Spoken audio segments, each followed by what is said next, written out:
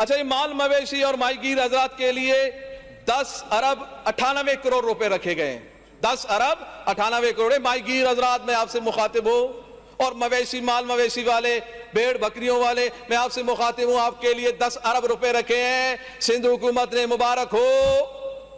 क्या 15 साल में कभी कुछ मिला आपको?